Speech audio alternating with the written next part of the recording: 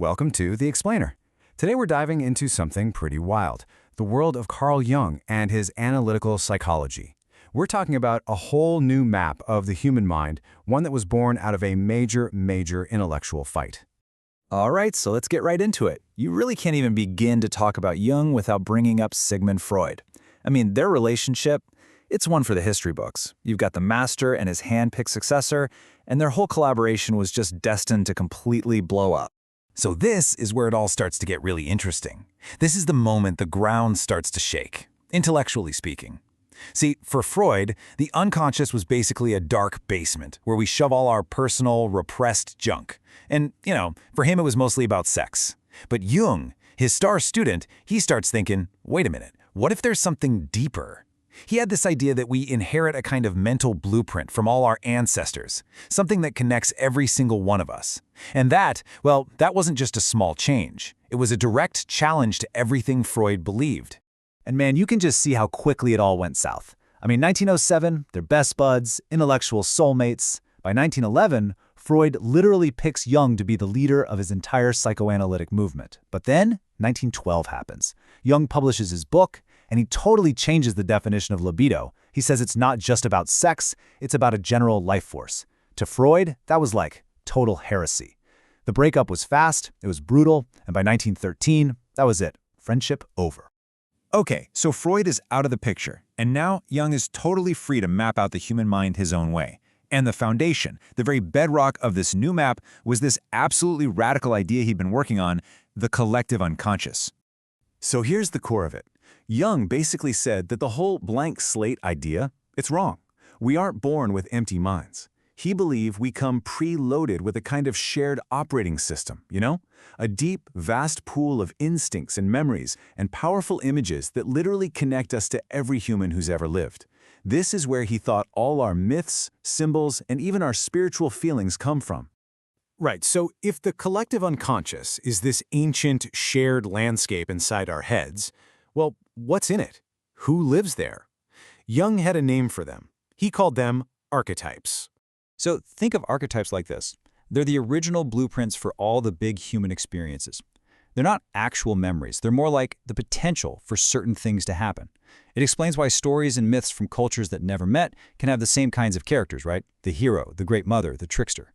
Jung believed that if we could spot these patterns in our own lives, we could get a much better handle on what drives us. So let's take a look at 3 really important ones he said every single one of us has to wrestle with. Okay, this chart makes it super clear. First up, you've got the persona. That's your social mask, right? The version of you that you show everyone else. It's useful, but it's not the real you.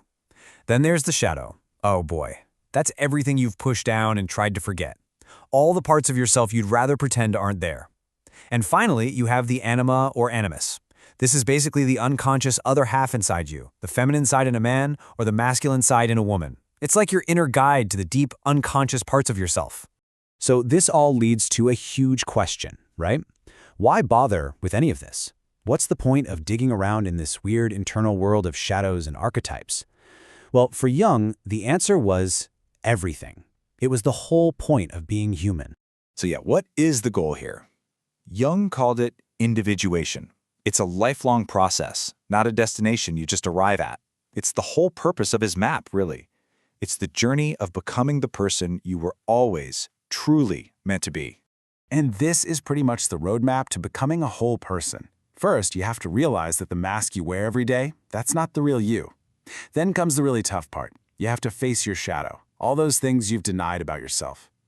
After that, it's about connecting with that inner opposite, the anima or animus, to tap into the wisdom of your unconscious. And the ultimate goal? It's to find a new center for who you are. Not your ego, but what he called the self. That's when your conscious and unconscious minds are finally working together, and you get this incredible self-awareness and peace. Now, I know what you might be thinking. This all sounds a little out there, maybe a bit mystical. But trust me, Jung's ideas have had a massive, lasting impact on our world in ways you probably run into every single day. I mean, have you ever been called an introvert or an extrovert? Yep, that's Jung. You're speaking his language.